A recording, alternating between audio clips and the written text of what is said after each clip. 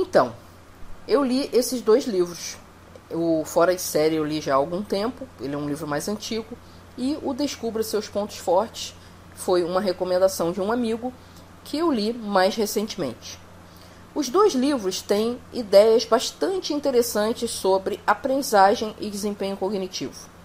O grande problema é que as ideias dos 2 brigam entre elas.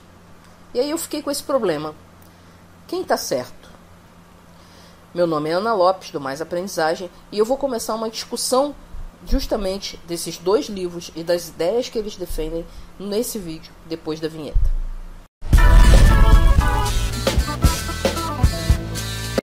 Então, se a gente quiser realmente fazer uma comparação entre as ideias do livro Fora de Série e as ideias dos pontos fortes, a gente precisa primeiro entender quais são as principais ideias de cada um. E é por isso que nesse vídeo eu vou falar do Fora de Série. E no próximo eu falo dos pontos fortes, sendo que num terceiro vídeo eu vou fazer uma análise dos 2 juntos. Então vamos começar a ver o que tem de interessante no Fora de Série. O Fora de Série é um livro baseado em um meta-estudo, ou seja, na análise de diversas pesquisas acadêmicas vindas das mais diversas universidades e institutos de pesquisa, principalmente na área de psicologia cognitiva. A ideia desses estudos era descobrir quais os fatores mais importantes na hora de uma pessoa se tornar muito boa ao desempenhar uma certa habilidade cognitiva.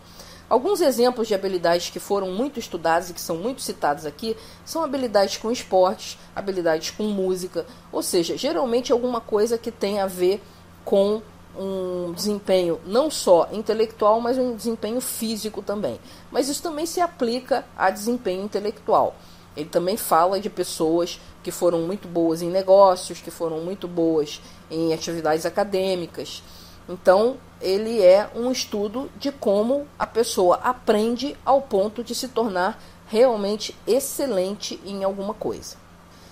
E no meio dessas várias pesquisas que o Gladwell cita no livro, uma que se destacou muito é a do Anders Ericsson, que é o cara que gerou as ideias mais famosas do Fora de Série, que eu acho que foram as ideias que fizeram o Fora de Série se tornar um best-seller.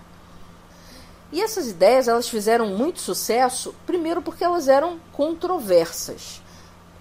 Por muito tempo se acreditou que o principal fator para uma pessoa ser muito boa em alguma coisa, por exemplo, ser um excelente músico, um excelente desportista, é que essa pessoa nascesse com um determinado talento para aquela coisa. Mas o que esse meta-estudo concluiu é que, na verdade, o talento não era o principal fator para um excelente desempenho cognitivo, mas sim as horas de prática. E é por causa desse livro e dessa ideia que vem muito do Ericsson, é que ficou muito famosa a ideia de que para você ficar bom em alguma coisa, você precisa colocar 10.000 horas de prática naquela coisa. Então, ao longo de todo o livro, o Gladwell desmonta a ideia de que a pessoa que é boa em alguma coisa é porque ela nasceu com um talento para isso. Ele realmente vai desmontando. Ele vai mostrando que no fundo, a pessoa vai acontecendo uma série de coisas na vida dela que fazem ela acreditar que ela tem talento, ou as pessoas em volta dela acreditarem que ela tem talento, e ela acaba tendo mais oportunidade de praticar, e por isso ela acaba se tornando excelente e todo mundo achando que ela é talentosa, quando no fundo ela é uma pessoa que praticou muito. E além de ser controversa, essa ideia, na verdade, ela acabou sendo muito incorporada pelas pessoas, porque ela, no fundo, ela é meio politicamente correta. Agora, não é mais uma questão de sorte de nascimento, a pessoa ter a sorte de nascer com um determinado talento, mas sim uma questão de esforço e de mérito pessoal.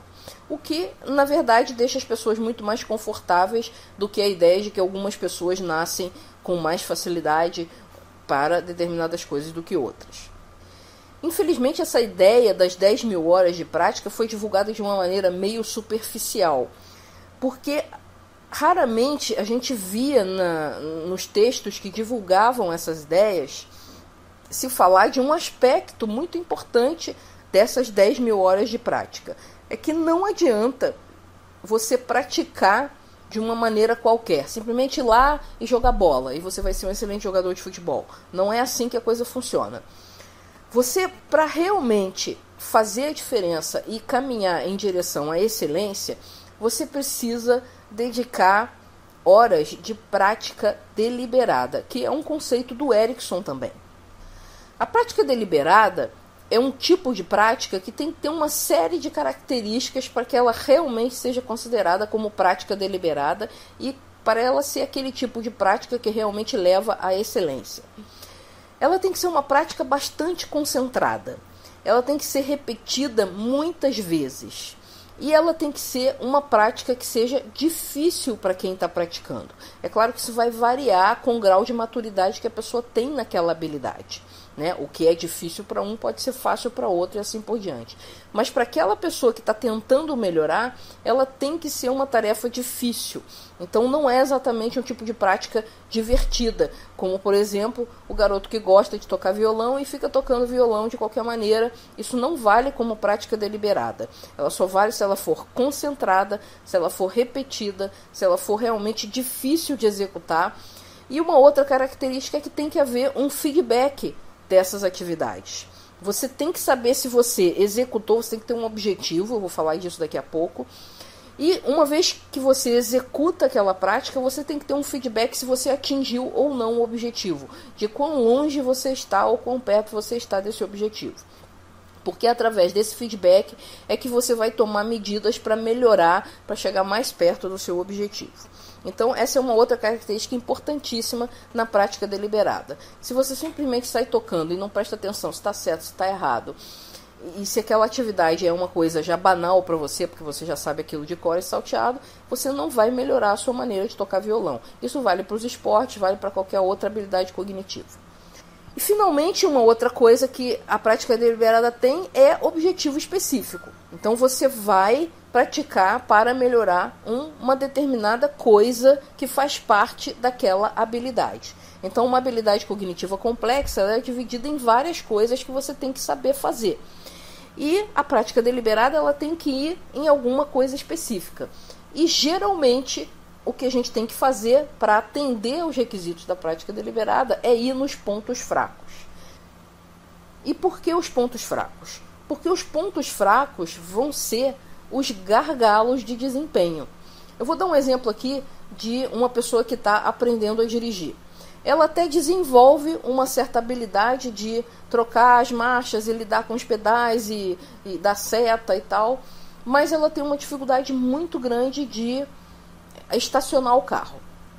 Isso vai ter um impacto muito negativo na capacidade dela pegar o carro e ir no centro da cidade, por exemplo, dirigir, né? E no centro da cidade resolver uma questão.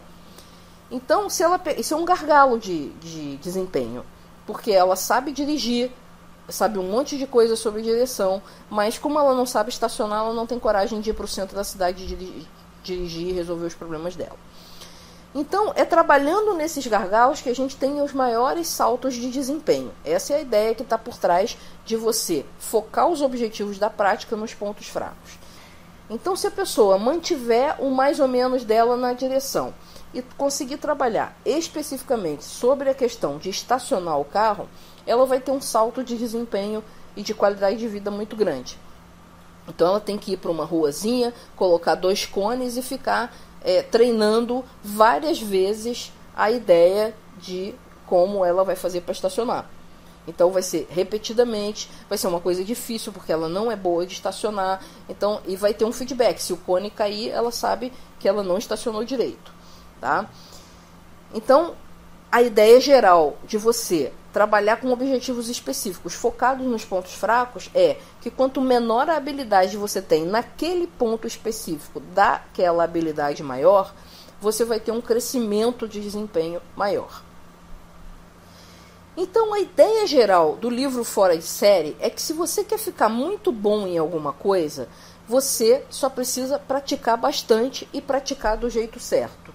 Praticar do jeito certo significa praticar como prática deliberada, sempre focando naqueles pontos em que você tem maior dificuldade, porque é ali que você vai ganhar maiores saltos de desempenho. E outro ponto importante é que isso independe, até uma certa medida, do talento. O talento é uma variável menor na hora de definir quem vai ser muito bom em alguma coisa e quem vai ser somente mediano ou simplesmente não vai ser competente para fazer aquela determinada atividade. Então essas são as ideias principais e as ideias que realmente tornaram o livro Fora de Série muito famoso. Então, como eu estava falando, eram ideias controversas, eram ideias contraintuitivas e, além do mais, eram ideias que agradavam a onda do politicamente correto que começou mais ou menos, que estava rolando mais ou menos na época em que esse livro foi publicado, que essas pesquisas estavam tomando corpo. Então, fico aqui com esse breve relato do que tem de interessante para a aprendizagem no livro Fora de Série. E na próxima videoaula, então, eu vou falar das ideias que estão no livro Descubra Seus Pontos Fortes. E depois a gente vai comparar as ideias de cada um. Enquanto o próximo vídeo não vem, eu queria que você interagisse respondendo lá nos comentários, de preferência nos comentários do blog, o seguinte: você acha que a sua realidade de estudo confirma ou não as ideias que estão contidas no livro Fora de Série? Para responder essa pergunta, pega alguma coisa que você domina muito bem e pensa como foi para você chegar até aí. Você chegou dentro de uma estrutura parecida com essa que o Gladwell fala, ou você chegou por outros caminhos? Conta a tua história pra gente lá nos comentários do blog. O link vai estar embaixo do vídeo, tá? Na descrição do vídeo aqui do YouTube. Então, eu estou esperando você no próximo vídeo, mas antes disso eu estou esperando você nos seus comentários. E se você quer ser avisado do próximo vídeo, clica na nossa logomarca, na parte direita do vídeo, no cantinho direito do vídeo, lá em cima, para você se cadastrar no nosso canal, ok? Toda vez que você entrar no YouTube, se tiver novidade, o nosso vídeo vai aparecer, tá ok? Então, até a próxima. Tchau!